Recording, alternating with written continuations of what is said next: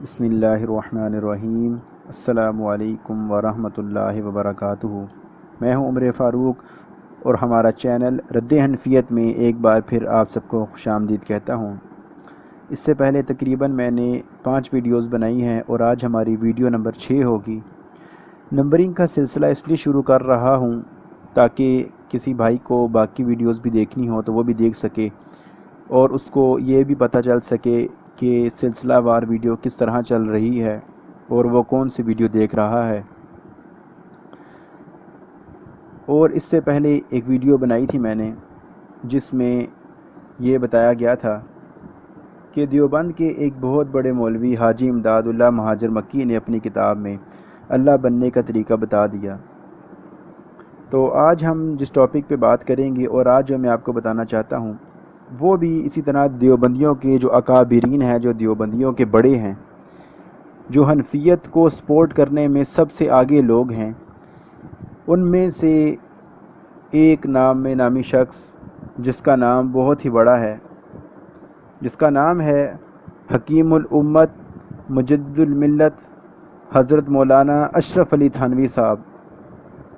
انہوں نے اپنی ایک کتاب لکھی ہے جس کا نام ہے ملفوظات حکیم الامت۔ یہ کتاب کم و بیش 30 جلدوں پر ہے اور آج میں ایک ایسی چیز آپ کو بتاؤں گا کہ آپ سن کر دھنک رہ جائیں گی، آپ کی آنکھیں کھلی کی کھلی رہ جائیں گی کہ اتنا بڑا مولوی بندہ، اتنا بڑا نام رکھنے والا، حکیم الامت کہلانے والا بندہ، وہ اپنی کتاب میں کیسی کیسی چیزیں لکھتا ہے۔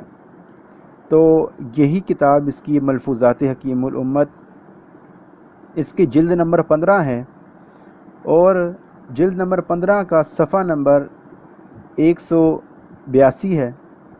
اس کے اینڈ پہ لکھتے ہیں، ہائی لائٹ ہوا آپ کے سامنے صفحہ ہے جس پر یہ لکھتے ہیں، ایک واقعہ لکھتے ہیں۔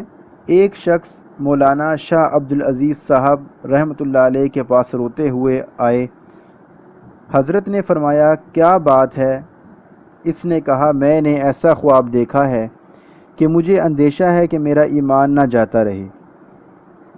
تو یہ حضرت اشرف علی تھانوی اس کو کہتے ہیں کہ بیان تو کرو۔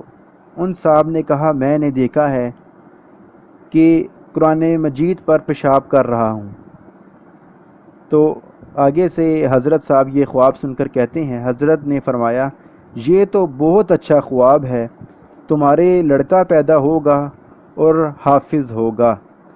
آگے لکھتے ہیں چنانچہ ایسا ہی ہوا اور ان صاحب کو تسلی ہو گئی، یا ان صاحب کی تسلی ہو گئی۔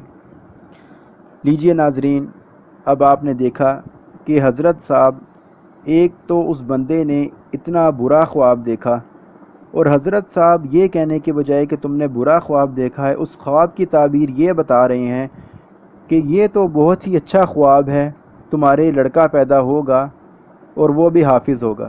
یعنی کہ وہ شخص قرآن کے بارے میں یہ دیکھ رہا ہے کہ وہ قرآن پر گندگی کر رہا ہے، قرآن پاک پر پیشاب کر رہا ہے، اور حضرت صاحب اس کو یہ بتا رہے ہیں کہ جی تمہارا ایک لڑکا پیدا ہوگا اور وہ بھی حافظ ہوگا۔ اب آپ لوگ خود اس چیز کو دیکھیں کہ کس طرح کی بیہودگی اور کس طرح کی گندی چیز ایک حضرت صاحب بتا رہے ہیں۔ استغفر اللہ استغفر اللہ۔ اللہ تعالیٰ ایسے لوگوں کے شر سے لوگوں کو محفوظ رکھے۔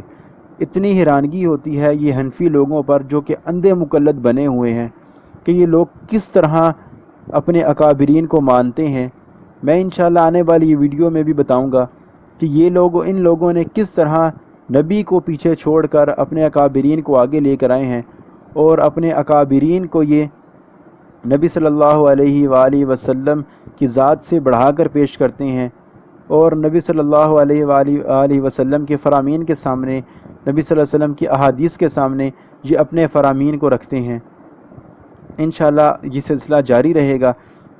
السلام علیکم ورحمۃ اللہ وبرکاتہ۔